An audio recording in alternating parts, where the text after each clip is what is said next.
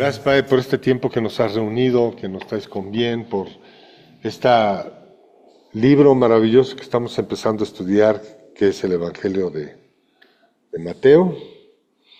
Gracias porque nos has dado la luz, la dirección a través de, bueno, información y teólogos que nos van a dirigir en esta ocasión. Te pedimos mucho por nuestros familiares, por las personas cercanas a nosotros, por todos los que están en nuestra lista de oración, por todas aquellas personas con las que estamos ocupados, por las que estamos intercediendo, Señor. Sobre todo, hoy venimos a ponernos a cuentas contigo, para que escudriñes nuestro corazón, nos bendigas renovando nuestro pensamiento, renovando nuestra mentalidad y quitando esa área de pecado o la dureza de corazón que aún prevalece en nosotros. Te pedimos que tomes tú el control en este tiempo, que nada nos distraiga, que podamos salir adelante con este estudio, que sea de mucha bendición, no solo para nosotros, sino para los que le hemos de compartir, e inclusive los que nos están viendo a través de las transmisiones. Te lo pedimos poderosamente en el nombre de Jesús. Amén. Bueno, pues ya estamos entrando al primer capítulo del Evangelio de Mateo. Yo estoy muy emocionado, es un capítulo interesante. Bueno, y como comentábamos anteriormente, estamos llevando la guía de Spurgeon. Entonces, va a ser muy interesante lo que él está señalando respecto de este capítulo.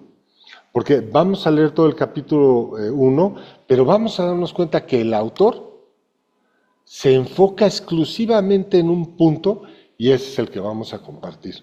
Claro, vamos a comentar todo el capítulo completo, pero lo que es del autor, voy a ser muy enfático para que podamos darnos cuenta qué es lo que está comentando el autor. Y bueno, para dar inicio a este estudio empezamos con el devocional, con la hermana Leti, y esperamos que todos se sorprendan de todo lo que tiene de bonito esta enseñanza en el capítulo 1. Adelante, hermana, le dejamos los micrófonos. Amén, amén. Bueno, pues ya hoy vemos ya la tercera y última parte del nuevo nacimiento. Recordemos que hace 8 días di como un resumen para poder entender eh, cuando un cristiano eh, puede saber si ha nacido de nuevo o no. Entonces, por eso comienzo con esta pregunta. ¿Cómo un cristiano manifiesta que es nacido de nuevo? Recordemos que estamos hablando del nacimiento espiritual. Principalmente podemos decir que el creyente espiritual es una persona que sigue los deseos del Espíritu Santo. Le permite a Dios estar en todas las áreas de su vida, pero sobre todo pone a Dios en primer lugar en todo.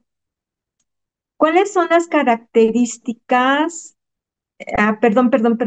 La Biblia nos enseña también que un verdadero creyente es aquel que cumple con el mandamiento central de amar a Dios con todo su corazón, alma, mente y fuerzas, como dice Marcos 12, versículo 30.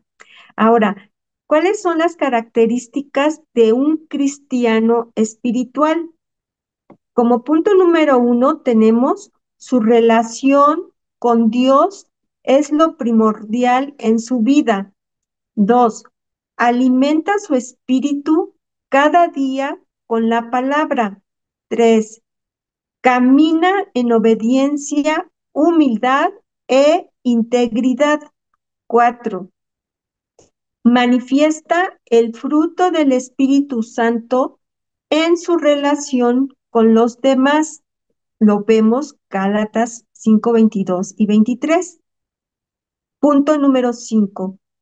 Difunde esperanza a través de compartir el Evangelio. 6.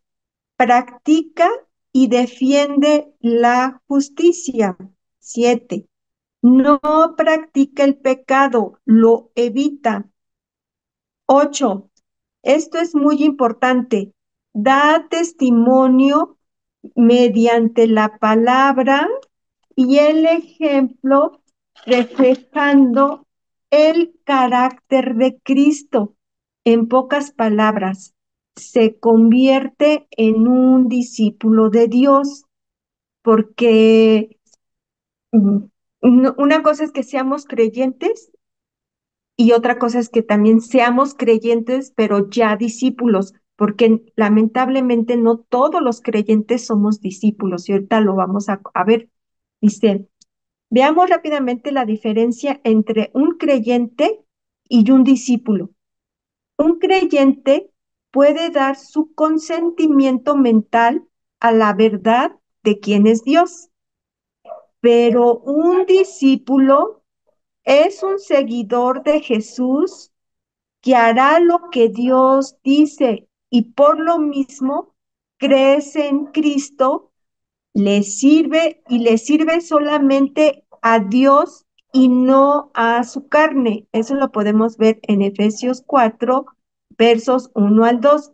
Ahora, ¿cuáles son las características de un verdadero discípulo? Es alguien que ha sido bautizado por el Espíritu Santo. Ese ya también lo vimos, el bautizo del Espíritu Santo. Y ha testificado su fe a través del bautizo en el agua. También eso ya lo vimos. Está dispuesto a crucificar su carne todos los días y seguir a Cristo. Aspira a ser como Jesús, renovando su mente a través de un genuino arrepentimiento. También eso ya lo vimos que el arrepentimiento es un don del Espíritu Santo. ¿Y qué significa arrepentimiento? Vimos que es cambiar de mente, ujú, cambiar de posición. Iba yo al norte y Dios me dice que tengo que ir al sur y precisamente doy la media vuelta, cambio mi mente y voy al sur. Y por último, busca ser lleno del Espíritu Santo.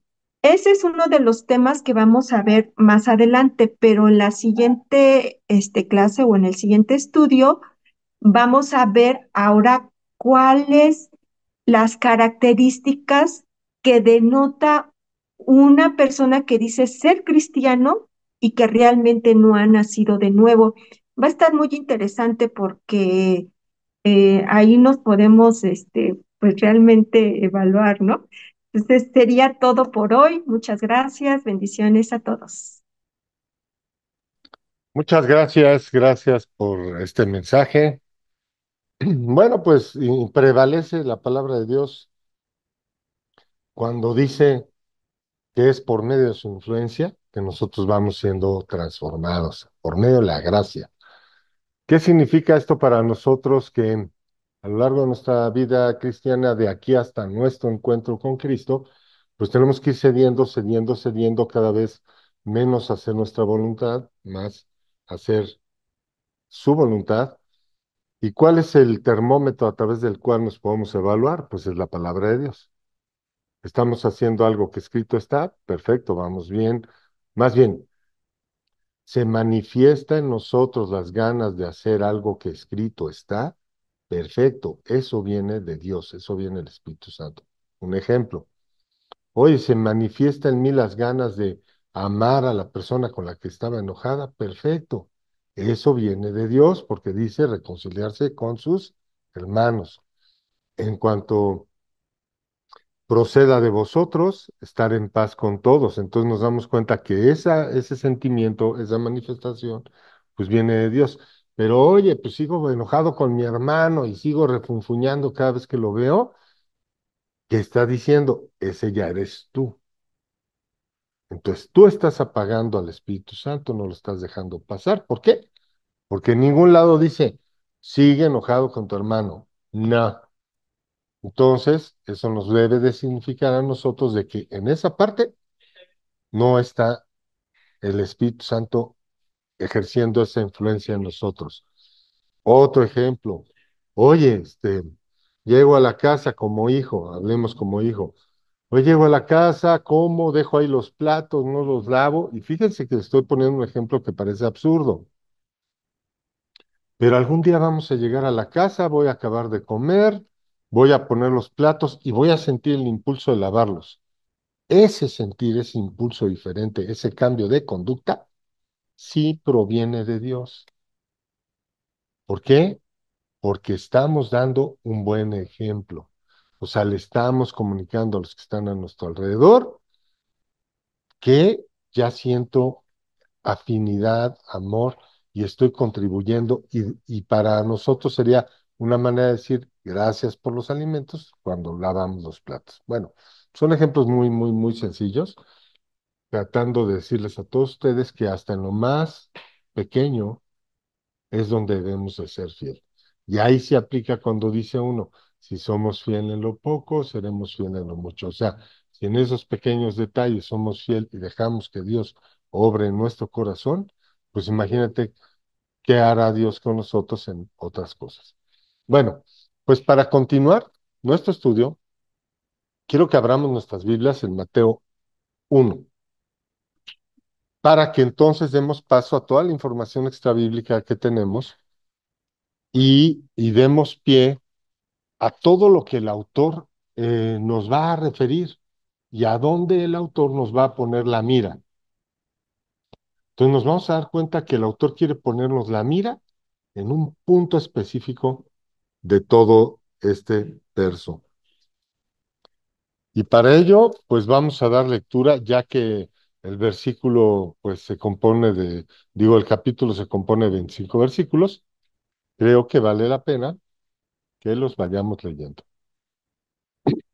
Y dice así. Es sumamente interesante que este evangelio comience con la genealogía de Jesucristo.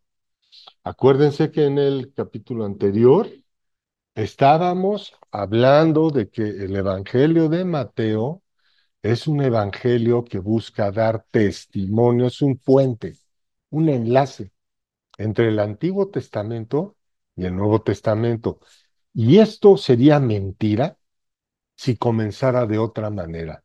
Entonces, para que ustedes entiendan el punto de vista de Mateo, considerando que él fue el que escribió este evangelio, asumiendo que sí lo escribió, porque hay mucha polémica alrededor de esto, piensen, si le va a hablar a los judíos y si va a ser un puente entre el Antiguo y el Nuevo Testamento, lo primero que Mateo tiene que establecer es que Jesucristo viene del linaje de David.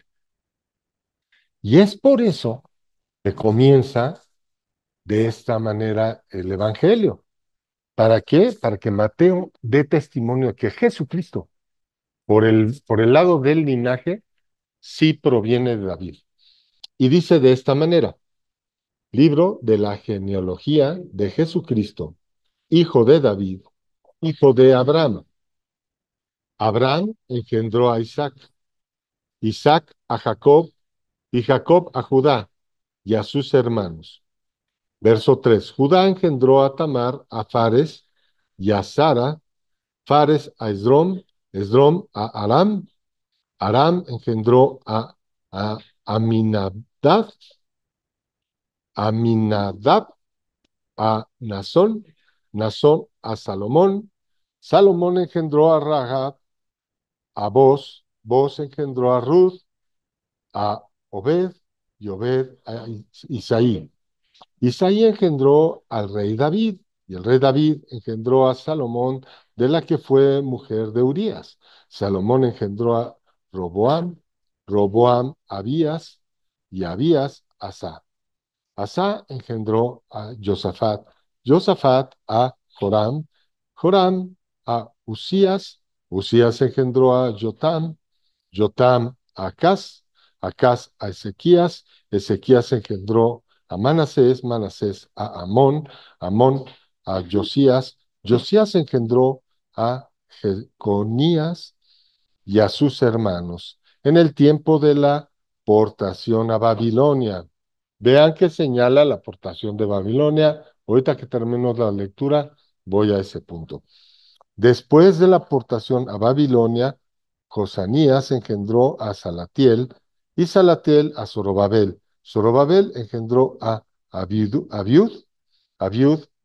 a Eliquim, Eliakim a Azor, Azor engendró a Sadoc, Sadoc a Akim, Akim a Eliud, Eliud engendró a Eleazar, Eleazar a Matán, Matán a Jacob, Jacob engendró a José, marido de María, del cual nació Jesús, llamado el Cristo.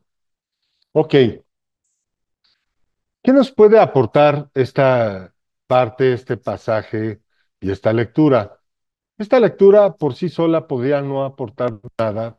Sin embargo, si nosotros lo vemos a la luz histórica del pueblo de Israel, este pasaje que nos está compartiendo Mateo tiene mucha riqueza en conocimiento y en enseñanza si nos ponemos a pensar que cuando dice Abraham engendró a Isaac, pensemos en la historia y todo lo que aconteció de Abraham a Isaac. Entonces, recordaremos que de Abraham a Isaac vino el tiempo donde Jesucristo, donde Dios le dijo a Abraham, entrégame a tu hijo el sacrificio. Si nos ponemos a pensar en esta parte que dice Abraham engendró a Isaac, también recordaremos que antes de Isaac nació Ismael, que Ismael es el hijo de la esclava, que al ser el hijo de la esclava Ismael, Ismael, por los celos que tenían entre hermanos, bueno, Sara le pide a Abraham que eche fuera a Agar. Entonces, Abraham expulsa a Agar, la deja en el desierto, pero eso implicó un sacrificio porque las provisiones que llevaban no eran suficientes para que sobrevivieran. Y si no es por la intervención del Dios de Abraham, así como el Dios de Abraham intervino para que Abraham no pusiera una mano sobre Isaac, y en ambos casos, ahí Dios se manifiesta como el Dios que no va a pedir sacrificio de nuestros hijos, como el Dios que no va a pedir el sacrificio de nadie, porque no hay obras de justicia que nosotros podamos hacer para que agrademos a Dios. Y dicho de esa manera, Dios se manifiesta y nos demuestra desde ese momento que el sacrificio lo iba a proveer Él. Y que más bien no solo iba a proveer el sacrificio, sino que juntamente con el sacrificio iba a proveer la salvación, así como salvó a Ismael y así como salvó a Isaac y así como nos salvó a través de Jesucristo a todos nosotros. Ok, esto se los puse como ejemplo para que ya ustedes en sus casas vayan viendo de uno a otro, de uno a otro, y tomen los versículos del Antiguo Testamento que enriquezcan estas transiciones, porque asimismo podrán darse cuenta en el tiempo cuando este, Isaí engendró al rey David. Esa historia de cómo nació el rey David y asimismo la historia de cómo nació Salomón. Por algo, cuando dice David engendró a Salomón, de la que fue mujer de Urías, bueno, pues recordemos esa historia de Urías. ¿Quién fue Urías? Fue aquel que mandó David a la muerte junto con todos su pelotón. Ok, dicho de esta manera, pues vamos a dar paso ahorita a la información esta bíblica, luego daremos lectura a lo que sigue de este capítulo para poder introducirnos a lo que nuestro autor, guía de nuestro estudio, nos menciona y al punto al que él quiere que nos concentremos. Adelante, hermano Jorge, aquí tenemos los micrófonos abiertos para ustedes. Gracias, hermano.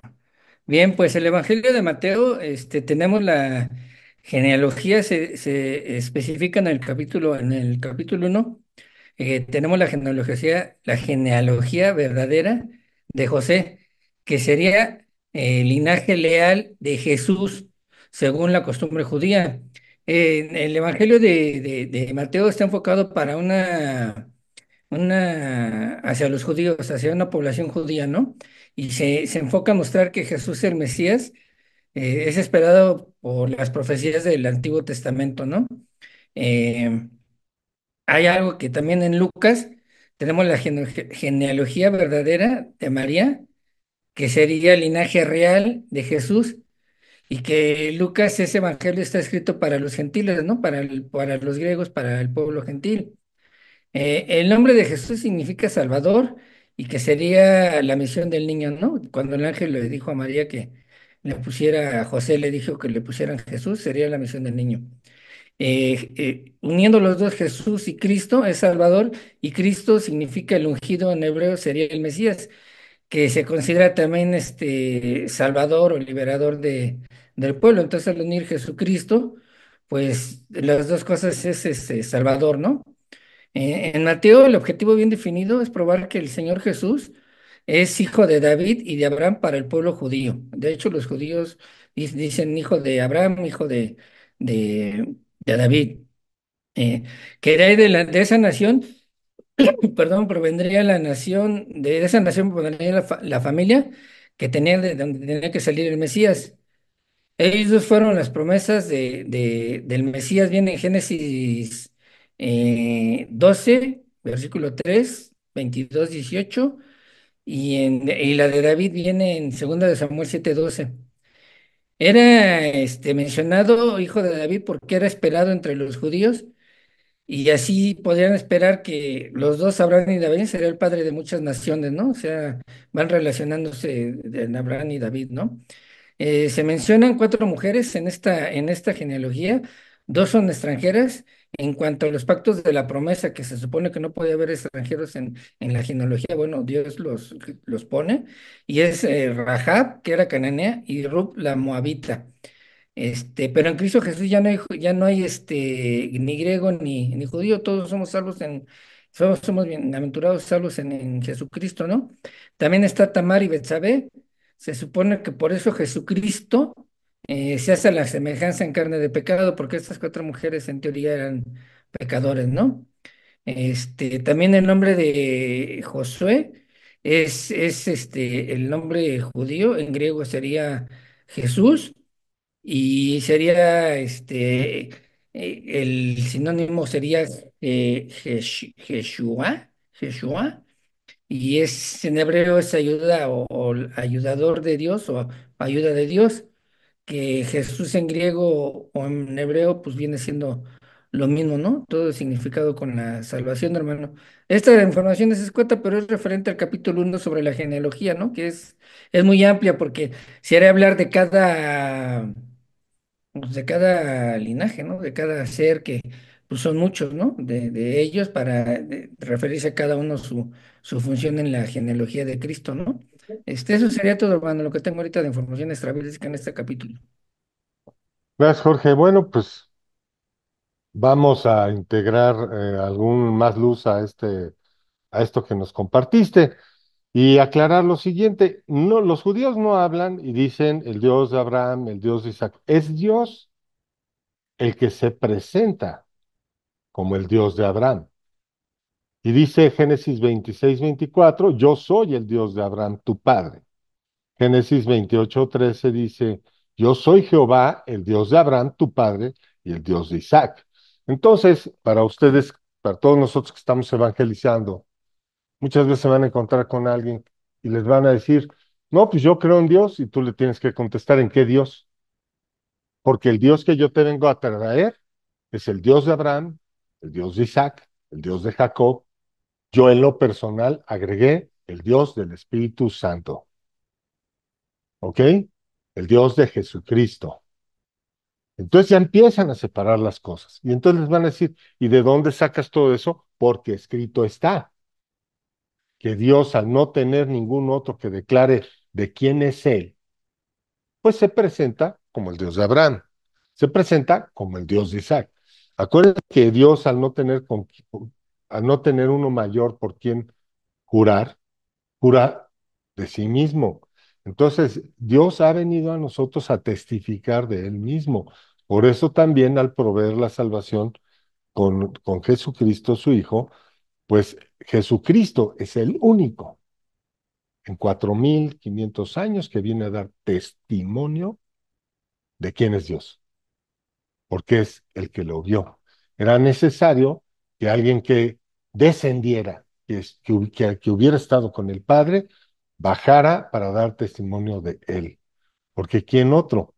Ahora, para complementar eso, pues pónganse a ver, por eso los ángeles caídos no tienen perdón, porque ellos vieron a Dios y cometieron el pecado imperdonable. Asimismo, el pecado imperdonable lo cometieron aquellos que vieron a Cristo y que viendo a Cristo blasfemaron del Espíritu Santo. ¿Cómo blasfemaron? Pues le dijeron, demonio tienes y echas y por el chanclas echas a los demonios. Y ahí fue cuando Jesús dijo, una casa dividida contra sí misma no puede prevalecer, haciendo entender que es el enemigo que está en contra de él. Ok, bueno, pero eso sería el punto. Y evidentemente no es que estuviera mal la referencia, evidentemente de ahí encontraremos a judíos ortodoxos que digan, yo amo al Dios de Abraham, al Dios de Isaac, al Dios de Jacob. Pero el principio fundamental de dónde vino eso es porque Dios así se los mostró. Esa fue la forma en que les dijo, para que ustedes sepan quién soy yo soy el Dios de Abraham, el Dios de tu padre. Y tradicionalmente se fue llevando de un lado al otro, pero no basta con convertirlo en una tradición. Tenemos que dar testimonio del origen y la fuente de por qué vienen las cosas, por qué nacen las cosas. De otra manera, pues no estamos dando testimonio de nada. Es como si tú agarras, y así lo han hecho muchos autores, hay muchos autores de superación personal que toman temas de la Biblia, nada más no dicen de dónde lo sacaron y se avientan un bestseller. Sí, se avientan un bestseller del pensamiento de Dios. Bueno, vamos a continuar con nuestra lectura. Acompáñenme entonces al capítulo 17, que fue donde nos quedamos. Vamos a comenzar desde ahí, Mateo 1:17. Y dice así, capítulo 17, de manera que todas las generaciones tomen atención de esta parte y también cuestiónense en por qué Mateo está puntualizando cuántas son las generaciones del punto A al punto B, del punto B al punto C, del punto C al punto D. Y no vayan a analizarlo de forma mística y al rato digan, es que estos números sumados dan tal y dan, no empiecen con esos rollos. Claro que sí nos debe llamar la atención que hay algo que cuadra, ¿no? Que hay una armonía en esa segmentación que él dio. Pero pues yo creo que más bien él se está tratando de referir a nosotros del número de generaciones que pasaron desde Abraham hasta nuestro Señor Jesucristo. Y dice así, de manera que todas las generaciones desde Abraham hasta David son 14, desde David hasta la aportación a Babilonia, 14. Y desde la deportación a Babilonia hasta Cristo, 14. Ahí sí podemos ver que hay una coincidencia y algo nos está tratando de señalar él. El autor, Mateo, nos está tratando de señalar que hay algo importante en Abraham, en David, en la aportación a Babilonia. Quizá no lo he metido a profundidad, pero yo se los dejo a ustedes para que lo analicen. Quizá ahí hay una información, un conocimiento, el cual debemos de tomar en cuenta. Versículo 18. El nacimiento de Jesucristo fue así. Estando desposada María, su madre, con José, antes de que se juntasen, se halló que había concebido del Espíritu Santo. Verso 19. José, su marido, como era justo y no quería infamarla, quiso dejarla secretamente. Verso 20. Y pensando él en esto, he aquí un ángel del Señor le apareció en sus sueños y le dijo: José, hijo de David, no temas recibir a María tu mujer, porque lo que en ella es engendrado del Espíritu Santo es, y dará a luz un hijo, y llamará su nombre Jesús, porque él salvará a su pueblo de sus pecados. Todo esto aconteció para que se cumpliese lo dicho por el Señor por medio del profeta cuando dijo: He aquí una virgen concebirá y dará a luz un hijo, y llamará a su nombre Emmanuel, que traducido es Dios con nosotros. Verso 24. Y despertando José del sueño, hizo como el ángel del Señor le había mandado y recibió a su mujer, pero no la conoció hasta que dio a luz a su hijo primogénito y le puso por nombre Jesús. Bueno, hemos dado lectura al capítulo 1 y ahora, antes de llegar a nuestro corte, quiero cerrar este segmento, este corte, con lo siguiente. Nótense que desde un principio Dios le estaba dando instrucciones al varón. Entonces, sería contradictorio que Dios dijera: oye, yo pongo a los varones por sacerdote de sus casas, y no hable con el varón. Entonces, para todos los que nos escuchan, dejemos este conocimiento aquí entre ustedes. Varón que tú me escuchas, si tú quieres verdaderamente edificar tu casa, tienes que entender una cosa.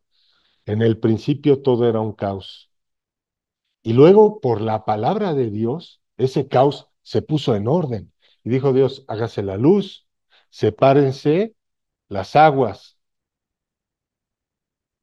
Pon atención en esto. Si tú, varón que me oyes, no conoces la palabra de Dios, jamás vas a poder edificar tu casa.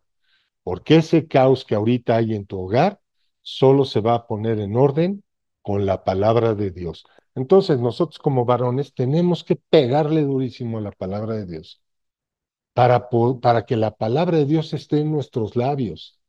El día que la palabra de Dios esté en nuestros labios, es en ese momento cuando tú verdaderamente vas a dejar pasar a Dios a gobernar tu vida. Es cuando verdaderamente Dios edificará tu casa, porque como dice la palabra, si Dios no edifica la casa, en vano construye el que edifica. Dicho de otra manera, si no estás edificando con la palabra de Dios, vas a edificar con lo que te enseñó tu abuelito, tu tío, tu papá, con lo que viste, con lo que te hizo el mundo, con lo que te hicieron tus amigos, con lo que viste ahí con Walter Mercado, luego con lo que viste con Chuchita la bolsearon, y el día de mañana vas a querer que tu esposa se parezca a Paquita la del barrio, o a la Chupitos, o a la Corcholata. O sea, no amueles, de verdad. Y en vez de edificar a tu mujer como Dios dice que debe de ser tu mujer. Ahora, fácil, no creo que vaya a ser. Es más, te lo aseguro que no. Pero la palabra de Dios tiene que ser la fuente a través de la cual busques transformar todo lo que te rodea. Y más aún, te vas a meter todavía más a fondo porque Dios te tiene que dar la manera. Ok, ya la palabra está en tus labios, ahora Dios te tiene que dar la manera de darla. Y eso, pues no es el tema de ahorita, pero aquí se los dejo para que lo piensen y lo mediten. Y bueno, si alguien tiene algún comentario antes de irnos a la pausa, si no, regresamos en unos minutos, en 9 minutos, recuerden. Bueno, pues estamos de regreso aquí y vamos a destacar, ya estamos en la recta final. Y yo, para poder, nuestro autor, Spurgeon, quiere ponernos la mirada en un versículo en especial. Y este es el versículo 21. Y dice así: verso 21, nuestro autor quiere señalarnos algo importantísimo, y quiero aclararlo para todos ustedes que nos están viendo. Quiero aclararles que esto ya lo dimos en nuestro estudio. Nosotros ya dimos qué es lo que significa el nombre de Jesús. Pero qué interesante que lo señale nuestro autor en sus comentarios. Y dice de la siguiente manera, Mateo 1, verso 21, y dará a luz un hijo, y llamará su nombre Jesús, porque él salvará a su pueblo de sus pecados. Nuestro autor, para dar testimonio de esto, en sus comentarios, dice lo siguiente, y dará a luz un hijo, y llamará su nombre Jesús, porque él salvará a su pueblo de sus pecados. Nótese que si Jesucristo va a salvarnos de nuestros pecados.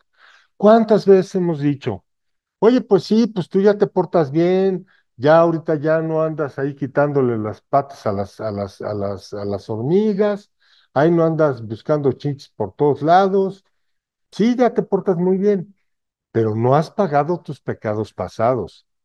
Y escrito está que la paga de los pecados es la muerte. Entonces, ¿de qué te sirve tus obras de justicia si al final de tu vida te va Dios a demandar el pago de tus pecados pasados? Y para eso mandó a su Hijo Jesucristo, para pagar por todos nuestros pecados pasados, presentes y nuestras caídas futuras. Porque te tengo una noticia, recibiendo a Cristo vas a tener su influencia. Sin embargo, va a seguir habiendo una lucha de tu carne contra el espíritu. Y ese es el paso a seguir y las pruebas que deben de continuar después de tu vida haber sido transformada por el bautismo que es en el Espíritu que solo puede dar nuestro Señor Jesucristo. Y dice así, el nombre de Jesús fue determinado y explicado de modo divino. Según el texto, un ángel del Señor declaró que su nombre sería Jesús. Así nos dice el autor y prosigue. Es un hombre que, al igual que su portador, descendió del cielo. Nuestro Señor tiene otros nombres de función y de parentesco, pero este especial y peculiarmente su nombre personal es el Padre quien se lo dio. El Espíritu Santo lo explica, ya que nos expresa la razón del nombre. Jesús, Él salvará a su pueblo de su pecado. Salvador es el significado del nombre, pero lleva escondido un sentido más grande, ya que en su forma hebrea significa el Salvador del Señor, el Señor de salvación o el Salvador. El ángel lo interpreta como Él salvará.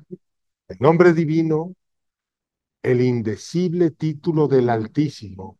Dios está contenido en Josué, la forma hebrea de Jesús, de modo que en su forma plena significa Jehová el Salvador, y en resumen, Salvador. Se le da a nuestro Señor porque Él salva, pero no de acuerdo a ninguna salvación temporal y común, de los enemigos físicos y los problemas, sino de los enemigos espirituales y especialmente de los pecados.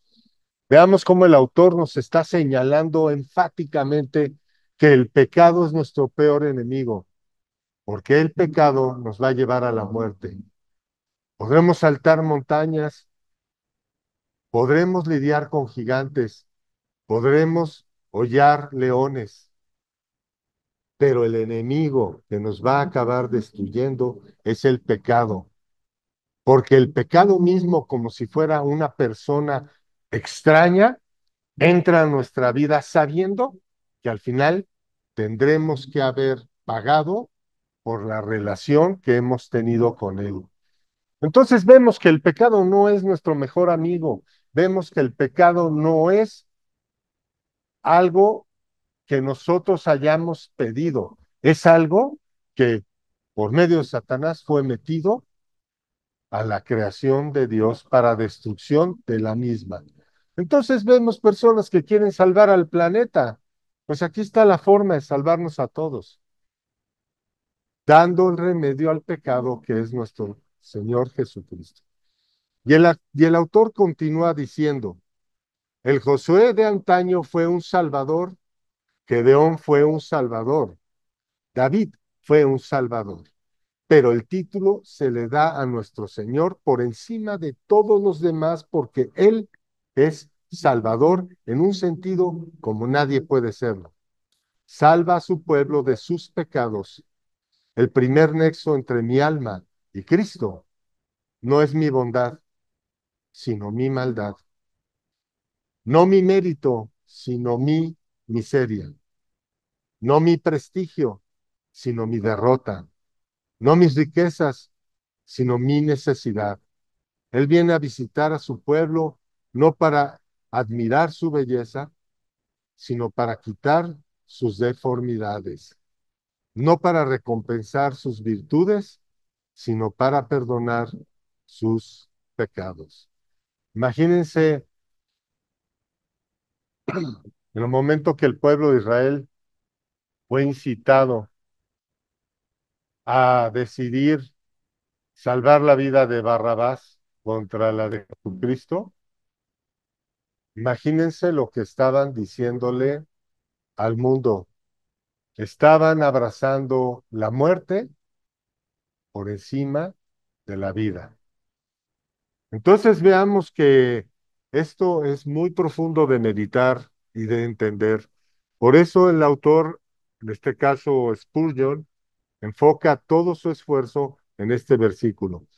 Y para dar testimonio de lo que él está diciendo, quiero compartir con ustedes el original de cada palabra y la etimología. Y vamos a ver que etimológicamente hablando, nuestro autor tiene la razón. Primeramente vamos a ver que Jesús en el griego es la palabra Jesús de origen hebreo, que es lo que nuestro autor nos refirió, que esa palabra Jesús es de un origen hebreo. Y vamos a ver que la palabra Jesús, hablando específicamente de esa palabra griega, significa Yeshua, nombre de nuestro Señor y de otros dos israelitas, José y Jesús. Esta palabra Yeshua proviene del original Yeshua en el hebreo y su significado es salvado de Jehová. Jehoshua, Josué, líder judío, Josué. Pero al comparar esta palabra, vamos a darnos cuenta que etimológicamente se divide en dos vocablos. Uno que es Jehová y el otro que es Yasha. Entonces, Yeshua es la composición o el compuesto de Jehová y de Yasha.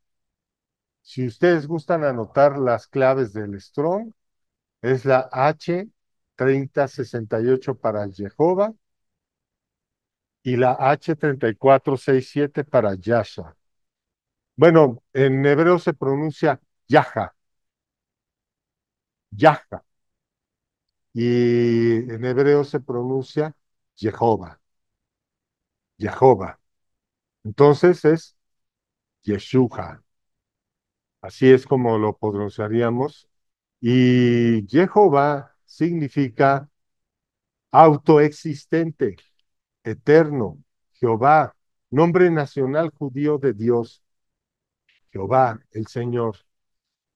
Y Yasha, Yaha, pronunciado en hebreo, sería raíz primaria, realmente es ancho, libre, por implicación, estar seguro. Causativo de liberar o socorrer, amparar, ayudar. Es un sinónimo de ayuda, conservar, de dar, de defender, de favorecer. Por eso Jesús es mi Señor y mi Salvador.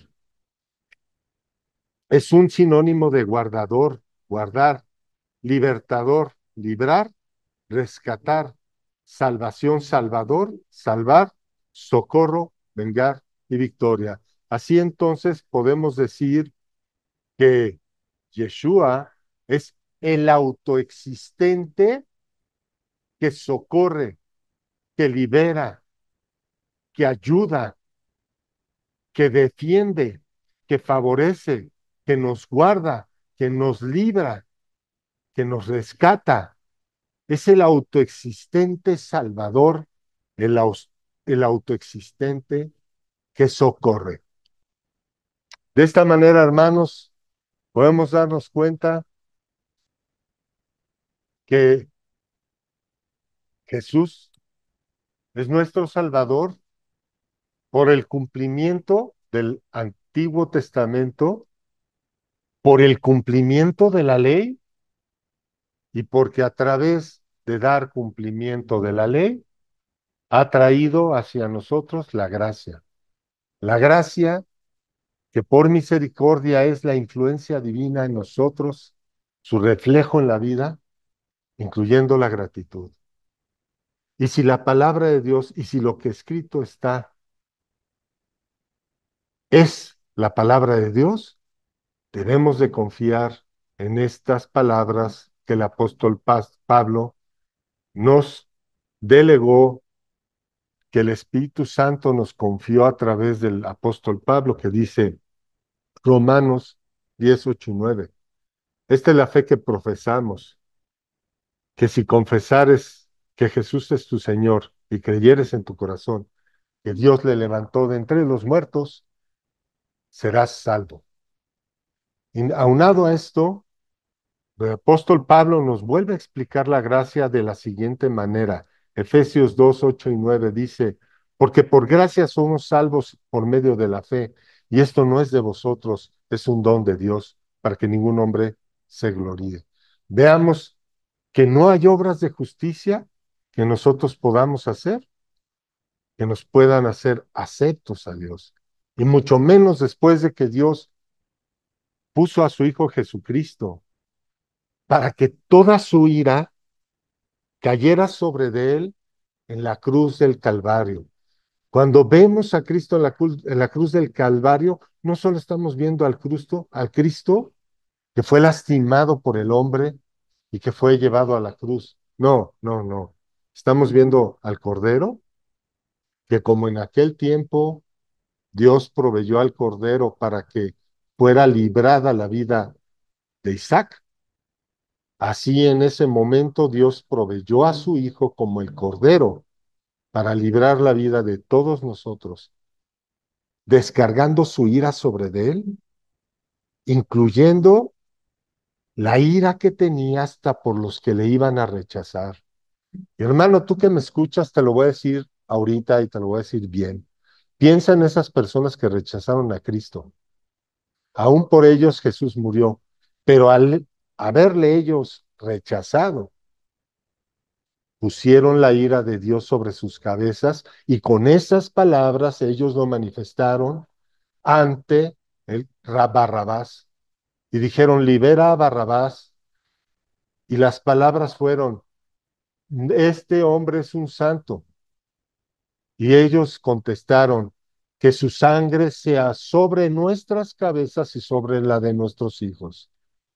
Con esas palabras los judíos pidieron que fuera crucificado Jesucristo, cumpliendo lo que Jesús dijo, todo aquel que me negare delante de los hombres, yo lo negaré delante de mi Padre.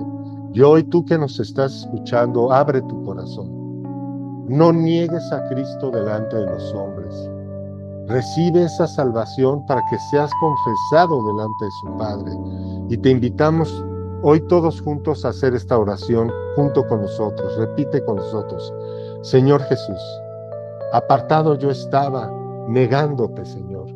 Sin saberlo, caminaba hacia mi muerte, arrastrado por el hombre de pecado que había en mí. Hoy te pido que entres a mi vida, que me gobiernes, que expulses fuera estas tinieblas que me gobernaban, para que seas tú mi Señor, tú mi Salvador. Porque Dios te resucitó de entre los muertos para que yo y mi casa seamos salvos. Lo declaro y lo pido en el nombre poderoso de Jesús. Amén. Y si tú que hoy nos has visto, has hecho esta confesión, estas palabras, que no te intimide, que el enemigo no te engañe, no porque lo estás viendo en transmisión, no significa que no lo hayas hecho de corazón. Y te tenemos una sorpresa. Dios se fija en los corazones.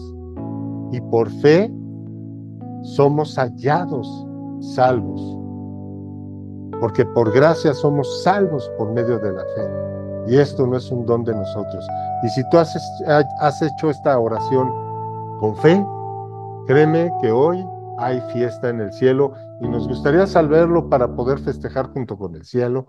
Mándanos un like, pon una manita hacia arriba, pon una palabra ahí, déjanos un comentario para saber que hoy nos estamos gozando junto contigo. Bueno, pues estamos despedidos, nos vemos el próximo miércoles. Que Dios les bendiga, que los guarde y que tengan un próspero fin de semana. Y la primicia del domingo, nos vemos el domingo. Hasta pronto.